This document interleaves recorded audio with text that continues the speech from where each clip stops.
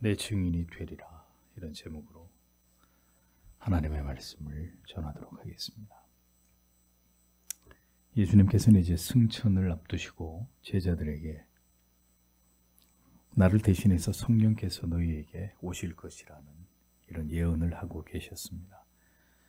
요한은 물로 세례를 주었지만 이제 너희는 성령으로 세례를 받게 될 것이라고 말씀하셨습니다. 주님께서는 여러 차례나 제자들에게 자신의 죽음과 부활에 대해서 말씀하셨지만 제자들은 왜 예수님이 죽임을 당해야 되는지, 그리고 죽은 지 사흘 만에 부활하시겠다는 여러 차례의 이 예고에 관해서 그들은 이것을 귀담아 듣지 않았습니다. 전혀 이에 대한 관심을 두지 않았습니다. 그 결과 예수님이 죽으신 이후에 부활하실 것이라는 사실을 제자들은 모두 망각하고 뿔뿔이 다 흩어져 버리고 말게 된 이런 모습들을 보였습니다. 예수의 제자들의 관심은 예수님께서 죽기 직전까지 오직 예수님께서 예루살렘에 입성을 하게 되면 자신들이 어떤 실제적인 권력과 명예를 누리게 될지에만 집중되어서 여전히 자신들 사이의 자리 다툼에 열중을 하고 있었을 뿐이었습니다. 주님께서는 친히 그런 그들 한 사람 한 사람의 발을 씻기시면서 마지막 순간까지 그들의 관심을 돌려놓기 위해서 애를 쓰신 장면을 주님이 십자가를 지시기 직전에 다락방에서의 모습을 통해 우리는 보게 됩니다. 예수님의 제자들은 그렇게 주님께서 살아생전 강조하셨던 말씀에 관해서는 철저하게 무관심했고 그들은 예수님이 돌아가셨다는 사실에 대해서만 깊이 낙담하고 낙심에 빠져 있었습니다. 예수님께서는 이미 자신이 어떻게 죽음을 맞이하게 될 것과 죽은 이후에 3일 만에 부활해서 너희보다 먼저 갈릴리에 가 있을 것이라고까지 이렇게 상세하게 잠시 뒤에 일어날 일에 대해서 제자들에게 예고해 주셨습니다.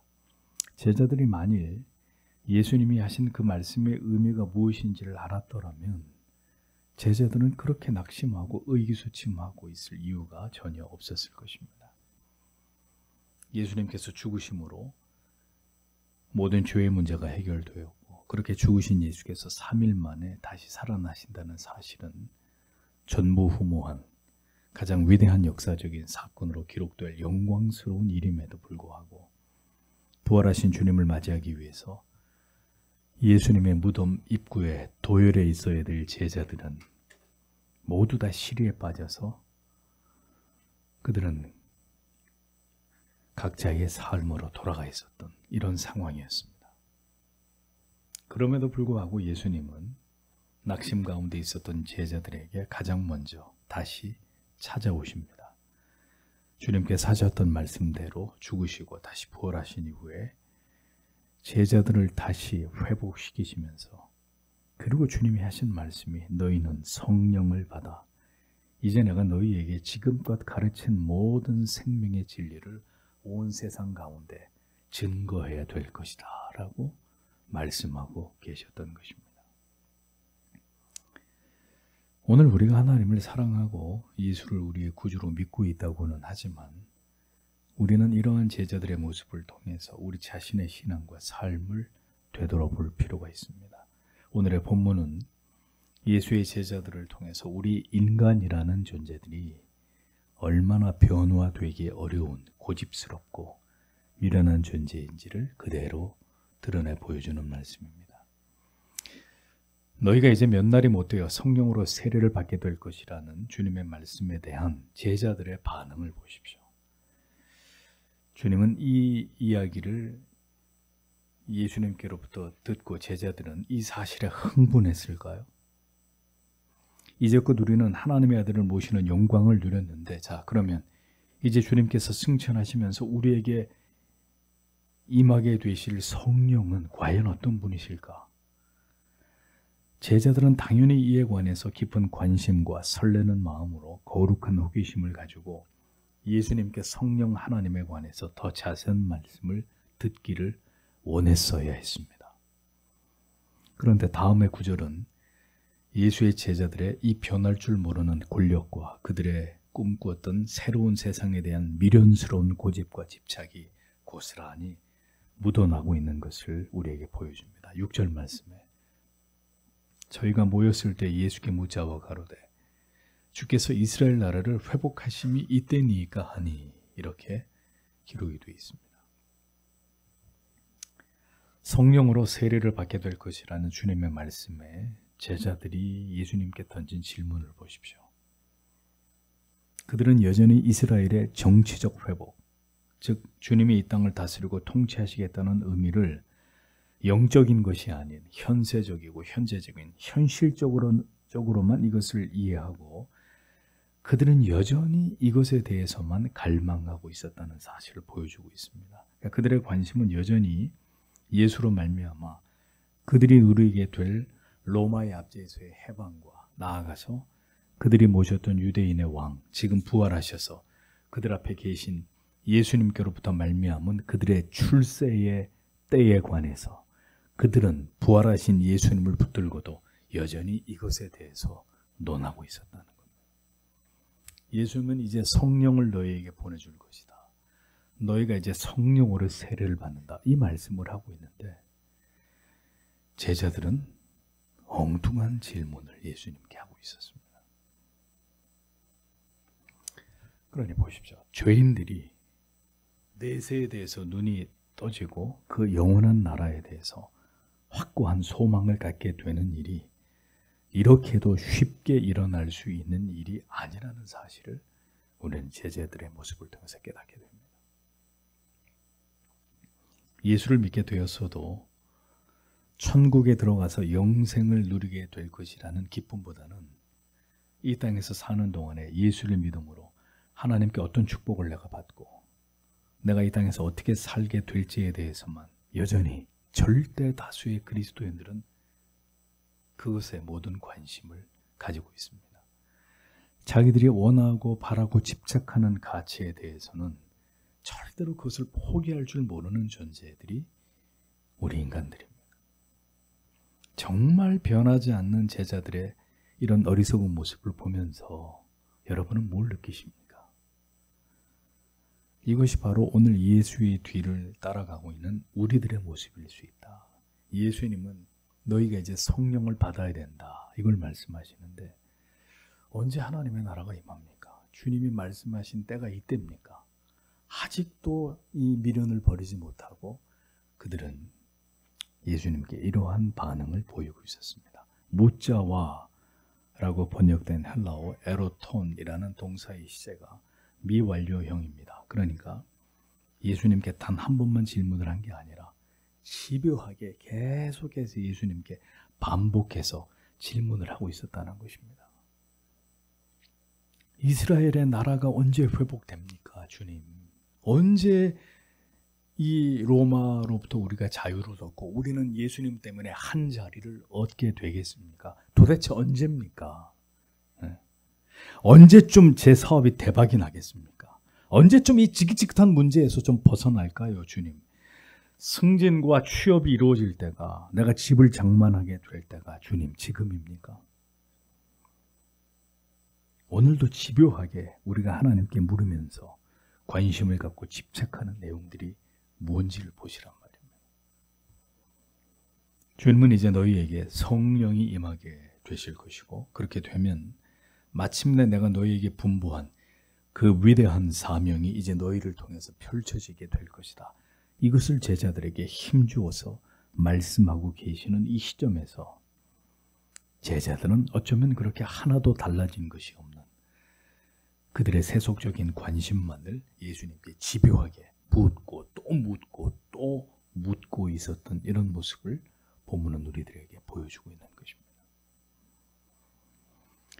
이름이 거룩히 여김을 받고 하나님의 나라가 우리 가운데 세워지고 하나님의 뜻이 이 땅 가운데 우리를 통해 이루어지는 그의 나라와 그의 의에 대해서는 주님의 교회와 성도들이 어떤 관심도 갖지 않으면서 오직 오늘도 우리 마음속에는 이 땅에서 내가 이루기를 바라고 꿈꾸는 모든 것들에 대해서만 이것을 간절히 오늘도 애타게 우리가 하나님께 이것을 바라고 구하고 있는 것은 아닌지를 돌아보셔야 된다는 겁니다. 참으로 이 어이없는 제자들의 질문에 대해서 그럼에도 불구하고 부활하신 주님은 분노하지 않으셨습니다. 그들을 책망하지 않으셨습니다. 인간들의 이 연약함과 무지함, 그리고 쉽게 변화되지 않는 이 고집스러움과 이 미련함을 아시는 주님께서는 다시 부드러운 말로 그들의 관심을 전환시키셨습니다. 7절을 보면 가라사대 때와 기한은 아버지께서 자기의 권한에 두셨으니 너희 알 바가 아니오 간략하게 끊어서 답변을 하셨습니다. 주님께서는 단지 너희들이 꿈꾸는 이스라엘의 회복의 시기는 그것이 정치적인 회복이 아닌 모든 택하심을 입은 하나님의 자녀들의 영혼이 예수 그리스도를 믿음으로 하나님께로 온전히 돌아가게 되는 이 영적인 회복을 의미하는 것이고, 이러한 구속사적인 회복의 시기 또한 오직 아버지만 아시는 것이다 라는 말로 그들의 어리석은 질문에 대해서 답변을 하고 계신 것을 보게 됩니다. 귀중한 진리의 그 가치를 제자들에게 제대로 전달하고자 하는 주님의 노력과 그 가치를 좀처럼 정확하게 이해하고 받아들이지 못하고 있는 전혀 다른 문제에 대해서만 집착하고 있는 제자들의 모습이 선명한 대조를 이루고 있는 모습을 본문은 우리에게 보여줍니다. 그러니까 오늘 우리의 신앙의 모습도 이와 같지 않을까? 주님이 원하시는 것, 지금 우리에게, 지금 나에게, 지금 우리 교회를 향해, 이 시대를 향해 말씀하고자 하시는 진리, 그 하나님의 마음과 뜻을 알고자 하는 일에는 관심이 없고 우리는 우리의 관점에서 우리의 주된 관심에만 몰두하고 있는 나머지 전혀 주님의 의도와 뜻과 계획을 알지 못하고 빗나간 마음과 생각과 계획으로 제자들처럼 우리의 이 땅에서의 관심사에만 몰입하고 있는 오늘 우리의 모습도 이와 같지 않은지를 돌아볼 필요가 있다는 것입니다. 위대한 교회의 태동이 이루어지던 시기에 주님은 그 무엇보다도 너희가 성령을 받아야 하고 그 성령의 권능으로 말미암아 이 위대한 사명을 감당함으로 새로운 역사를 써내려 가야 된다고 주님은 제자들에게 역설하고 계셨습니다. 지금 중요한 게 무엇인지를 재차 제자들에게 교훈하시면서 그 가치에 눈이 열리기를 바라시는 이 주님의 간절한 마음이 오늘 성경에 잘 드러나고 있는 것이죠. 8절에 주님은 이제 정말 제자들에게 하고자 하시는 말씀을 쏟아내셨습니다. 오직 성령이 너희에게 임하시면 너희가 권능을 받고 예루살렘과 온 유대와 사마리아와 땅끝까지 이르러 내 증인이 되리라 하시니라. 이렇게 말씀하셨습니다. 제자들은 이스라엘의 나라를 회복하심이 지금입니까? 라고 부활하신 주님에게 물었습니다. 그런데 주님은 그들에게 너희가 지금 가장 필요한 것이 무엇인 줄 아느냐? 지금 그들에게 가장 필요한 게 무엇이었을까요? 그들의 안전을 확보할 수 있었던 아지트였을까요? 아니면 대대적인 선교 활동을 위한 넉넉한 자금이었을까요? 아니면 그들의 사역을 후원해 줄 수 있는 아주 유력한 후원자들이 그들에게 절실했을까요? 주님은 그런 것들을 말씀하지 않았습니다. 오직 성령이 너희에게 임하시게 되면이라고 했습니다. 너희들의 관점은 정치적인 회복을 통한 하나님의 나라의 도래나 그때 너희가 얻고자 하는 권력이나 지위가 아니라 지금 너희에게 가장 중요한 것은 성령을 통해 권능을 받는 것이다 라고 주님은 말씀하셨습니다. 권능, 유명한 단어죠. 듀나미스, 하나님의 능력, 하나님께로부터 주어지는 초월적인 능력, 그 능력을 받는 일이 가장 중요한 과제임을 주님은 강조하고 계셨습니다. 이 성령은 초대교회에 있어서 적어도 신앙의 옵션이 아니었습니다. 있으면 좋고 없어도 뭐 그다지 불편함이 없는, 뭐 없는 것보다는 있는 게 나은데 없어도 그렇게 큰 문제가 되지 않는 그런 것이 아니었습니다. 교회가 이 땅에 시작되는 그 시점에서 반드시 성도와 교회와 모든 사도들에게 없어서는 안 될 필수 불가결한 세상을 압도할 수 있는 바로 그 능력, 그 권능이 너희에게 주어지게 될 것이다. 주님은 이것을 예고해 주고 계셨다는 것입니다. 누가복음 24장 49절에도 볼지어다 내가 내 아버지의 약속하신 것을 너희에게 보내리니 너희는 위로부터 능력을 입히울 때까지 이 성에 유하라 하시니라라고 기록되어 있습니다. 위로부터 능력을 입히울 때까지 하나님이 주시는 능력을 너희가 덧입게 되는 그 순간까지 기다리라고 말씀하신 것입니다. 주님은 제자들과 이 땅에 세워질 교회에 있어서 가장 중요한 것은 성령을 통한 영적인 무장이라고 보신 것입니다. 이 악한 세상에서 진리를 수호하면서 하나님이 기뻐하시는 교회 운동을 전개해 나아감에 있어서 가장 중요한 것은 인간적인 열정이나 각오나 결의나 의지가 아니라 바로 성령의 권능이 성도와 교회 가운데 임하게 될 때 마침내 세상을 압도할 탁월한 능력을 가진 구원의 방주로서의 그 위용을 갖추게 될 것이라는 것을 주님은 힘주어서 말씀하고 계셨던 것입니다. 오늘의 교회와 성도들에게 반드시 있어야 될 것은 웅장하고 세련된 현대식 교회의 예배당이 아닙니다. 많은 수의 성도가 아닙니다. 넉넉한 재정이 전부가 결코 아닙니다. 그럼 뭐예요? 성령이 함께하는 교회, 성령이 함께하는 성도이어야 합니다. 모든 하나님의 자녀들은 하늘로부터 부으시는 하나님의 능력, 권능을 받아야 합니다. 능력을 부여받아야 합니다. 그것을 주시겠다고 주님은 분명히 우리에게 말씀하셨습니다. 결국 권능을 받은 교회, 권능을 받은 성도, 권능을 받은 성도의 가정, 기업, 권능이 발휘되는 우리의 재능과 은사, 하나님이 함께 하심의 권능을 받은 우리들이 되어야 한다는 것입니다. 사람의 생각과 능력만으로는 하나님의 나라는 절대로 세워질 수 없습니다.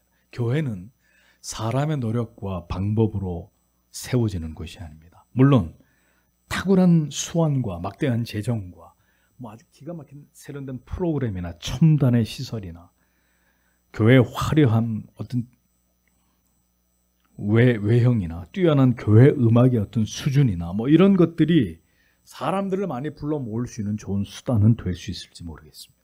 하지만 그것으로 한 영혼을 회심에 이르게 하는 능력을 일으킬 수 있을까요? 한순간의 감동과 만족감을 줄 수 있을지는 모르겠습니다. 그런 멋진 예배당에서 예배를 드리고 있는 자기 자신에 대한 대단한 자부심을 불러일으킬 수는 있을지 모르겠습니다. 하지만 마귀와 맞서서 영적인 싸움을 싸워야 할 때 마귀로 하여금 꼬리를 감추고 도망치게 할 수 있을 만큼의 영적인 기백과 세상을 이길 권능은 그런 것들을 통해서 얻을 수 있는 문제가 결코 될 수 없다는 것입니다. 어떤 시험과 유혹이 몰려와도 그 시험을 견디고 이겨낼 수 있게 되는 것은 오직 성령의 권능에 사로잡힌 자가 아니고서는 불가능한 것입니다. 성령의 임재 속에서 깊이 성령과 유착된 영혼이 아니라면 이 험악한 세상과 세상의 유혹과 세상의 핍박을 이길 수 있는 재간은 존재할 수 없는 것입니다. 방금 부른 찬송가의 가사처럼 험악한 세상을 이길 힘은 오직 하늘로부터 임하는 것이라는 겁니다. 이 권능을 받아서 교회와 성도가 이 세상에서 진검승부를 펼치면서 온 세상을 그리스도의 보혈로 물들여 갈 수가 있다는 것이죠. 하나님 외에는 그 무엇도 두려워하지 않는 마음, 강하고 담대함, 예수를 위해서 모든 핍박과 불이익을 감수할 수 있는 이 마음의 결의가 굳게 세워진 사람들, 하나님께서는 바로 이러한 성령의 사람들을 통해서 하나님의 나라의 일들을 맡기시고 그들을 통해서 영광을 받으시는 분이십니다. 그러므로 여러분들에게 언제든 강조하고 또 강조하고 싶은 것은 우리의 신앙의 본질과 핵심이 무엇이냐 하는 문제입니다. 무엇을 추구하며 무엇을 목표로 하여서 인생을 살아가야 하느냐, 이것에 관한 문제를 저는 목회를 해 나가는 동안에 되도록 많은 시간을 할애해서 성경과 교리 속에서 이 중요한 주제들을 지금까지 다루면서 설교를 해왔습니다. 왜냐하면 이 문제가 정립되어야 신앙도 탄탄하게 성장하게 되고 우리에게 주어진 인생의 귀중한 시간도 허비하지 않을 수 있기 때문입니다. 교회의 본질, 성도의 모든 교회를 향한 충성과 헌신의 전제, 그리고 우리가 예수를 믿어 구원을 받은 이후로 간절하게 갈망해야 될 바가 무엇이냐? 그것이 바로 성령의 권능이라는 것입니다. 권능을 받은 교회와 성도가 되는 그 일, 이것은 한 번밖에 없는 우리의 인생 가운데 우리가 섬겼던 교회를 통해서 성경이 약속한 것을 우리가 누리느냐 아니면 누리지 못하느냐, 이것을 결정짓는 문제입니다. 성령의 권능과 능력이 나타나는 교회가 있고 그렇지 않은 교회가 있습니다. 권능을 받은 승리하는 성도와 교회가 있고 그렇지 않은 늘 패배를 숙명처럼 여기면서 살아가는 패배에 찌든 성도와 교회가 존재하는 것입니다. 마귀가 두려워하는 교회와 성도가 있고 마귀가 놀이터처럼 여기는 교회와 성도의 가정이 있다는 것입니다. 그래서 우리 모두는 이 서교 장로교회가 성령의 권능을 받은 교회가 되기를 기도해야 되는 것입니다. 하나님을 경외하고 하나님을 추구하는 성도의 삶의 한복판에 강력한 성령의 능력이 나타나는 그런 역동적인 공동체가 되기를 우리는 이 마지막 때에 소망해야 되는 것입니다. 성령의 권능은 우리의 모든 한계를 뛰어넘어서 우리를 확장시키고 우리를 확대시키십니다. 우리의 능력을 확장시키고 우리의 사역의 범위를 확장시키고 우리의 삶의 무대와 영역을 확대시키십니다. 성령의 권능은 우리를 가만히 있게 만들지 않습니다. 결코 개인의 문제에 안주하면서 국한되게 하지 않습니다. 성령의 권능에 사로잡힐 때 모든 성도가 나의 기도의 제목이 됩니다. 성령의 능력이 없는 자, 자기 인생도 감당할 수 없어서 쩔쩔 매는 인생을 살지만 성령의 권능에 사로잡히면 모든 성도가, 모든 교회가 나의 기도의 제목이 됩니다. 이 땅의 모든 거룩한 교회들이 우리의 기도의 제목이 됩니다.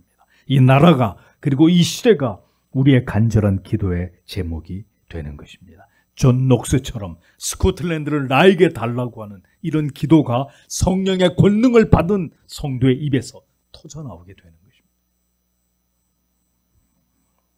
성령의 권능은 결코 길지 않은 우리의 인생 속에서 하나님의 영광을 위한 많은 일들에 수종들게 하십니다.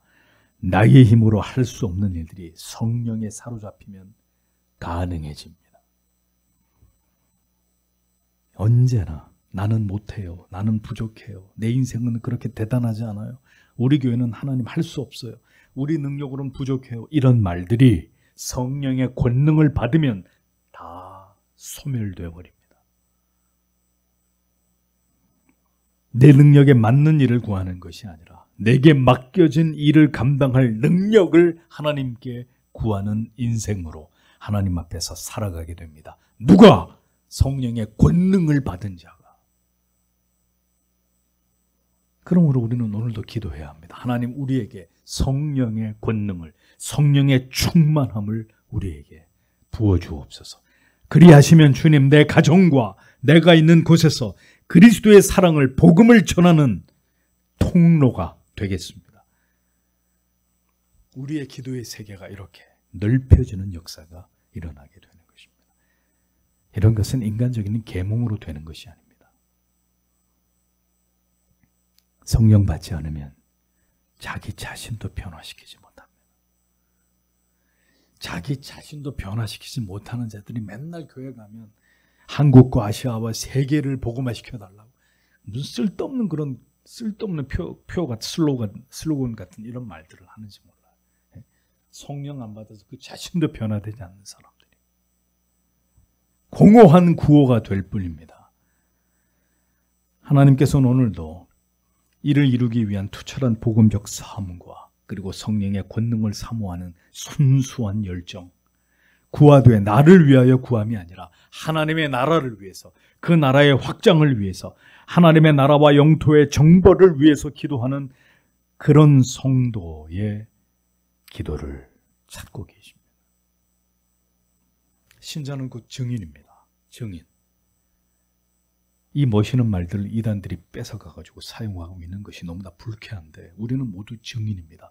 본 것을 보았다고 하고 들은 것을 들었다고 말하지 않을 수 없는 사람들이 바로 증인입니다. 성도 여러분, 이 교회를 섬기시면서 저는 여러분이 하나님의 신령한 복을 받기를 원합니다. 하지만 그보다 더 원하는 것은 여러분 한 사람 한 사람, 한 가정 한 가정이 성령의 권능을 경험하게 되기를 소망합니다. 어린 자녀에서부터 아버지 어머니에 이르기까지 하나님을 예배하면서 그 말씀을 듣고 묵상하는 가운데 하나님을 깊이 체험하게 되고, 그래서 온전히 우리 영혼이 각성하고 부흥됨을 힘입어서 주님, 나의 모든 생애를 주께 바칩니다. 나는 주를 위해 살고 주를 위해 죽을 것입니다. 이렇게 서원하고 다짐하면서 그의 나라를 위해서 힘차게 달려가는 분들이 여러분 모두가 되기를 소원합니다. 만약 이렇게 우리가 말씀을 통해서 만난 성령을 힘있게 우리의 가족들에게, 우리의 친척들에게, 우리의 이웃들에게 증거한다고 생각해 보십시오. 우리는 분명 우리가 있는 가정에서, 직장에서, 캠퍼스에서 복음 전파자의 사명을 힘있게 감당하게 될 것입니다. 불은 옮겨 붙는 속성이 있습니다. 성령의 권능의 불을 받은 사람, 그 불을 가만히 가지고 있을까요? 그 불을 계속 주위에다 그 불을 옮겨 붙이게 될 것입니다. 오늘 이런 역사가 일어나야 한국 교회가 다시 소망을 갖게 될 것입니다. 성령의 능력을 구하는 것이 이 마지막 시대를 살아가는 성도들에게 가장 중요한 과제입니다. 성령의 권능을 받아야 환난의 때를 이길 수 있습니다. 여러분의 믿음의 고백을 끝까지 지켜낼 수 있습니다. 내 증인이 되리라 라고 말씀하셨습니다. 되라 라고 말씀하지 않고 되리라, 될 것이다. 그 능력이 우리에게 있지 않다는 것을 분명히 못 받고 있는 말씀입니다. 증인이 되도록 할 것이다. 누가 그렇게 한다는 거죠? 바로 성령이십니다. 성령이 우리가 이 마지막 때에 예수의 증인이 되도록 만들 것이다. 이렇게 말씀하고 있습니다. 우리가 이 사실을 믿는다면 우리는 오직 충성을 다할 뿐입니다.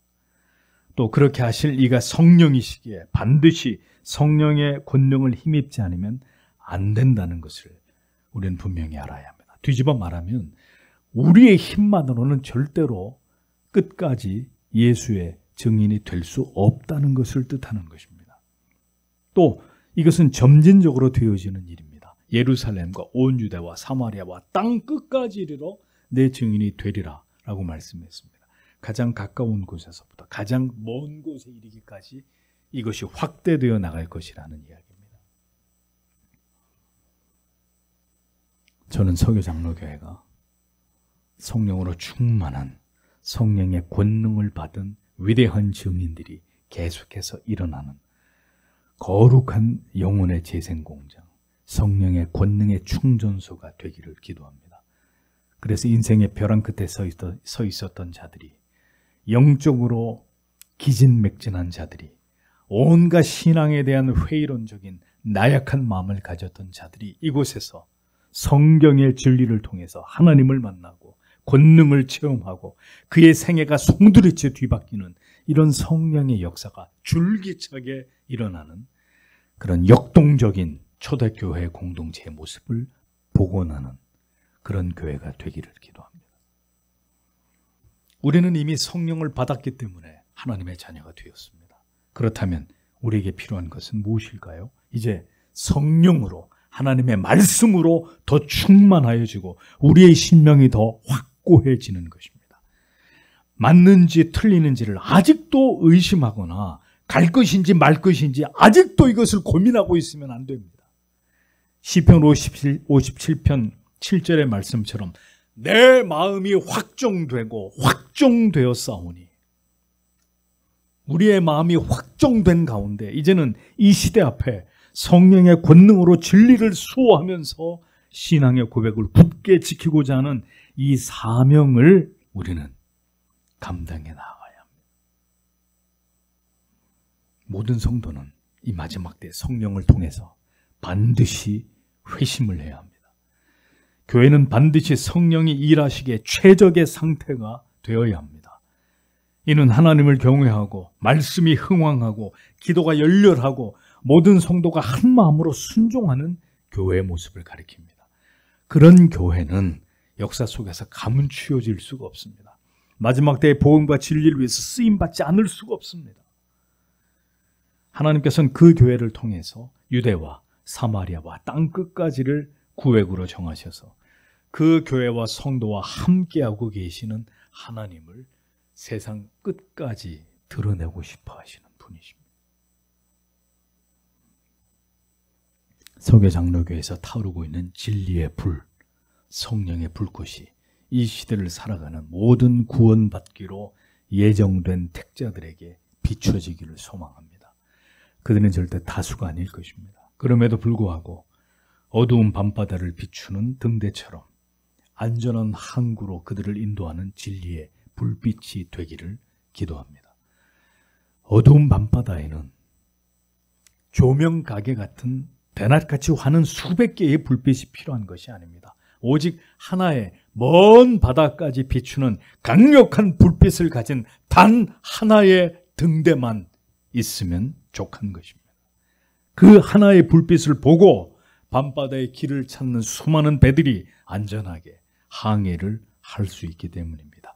그 하나의 등대가 바로 여러분이 그리고 이 교회가 되었으면 좋겠습니다. 이 마지막 시대에 이 교회를 그리고 이 교회를 섬기고는 여러분을 여러분의 가정에서 여러분이 있는 그 어떤 곳에서든 하나님이 그렇게 사용해 주시기를 오늘도 다 함께 하나님 앞에 기도하겠습니다.